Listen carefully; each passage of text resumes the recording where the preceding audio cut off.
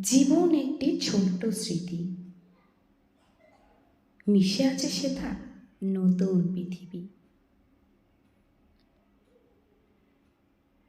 কত না স্বপ্ন, কত না আশা, ভবঘুরে মানুষের জীবনের কত দশা। কারো হাতে থাকে বোমা কাস্তুরি,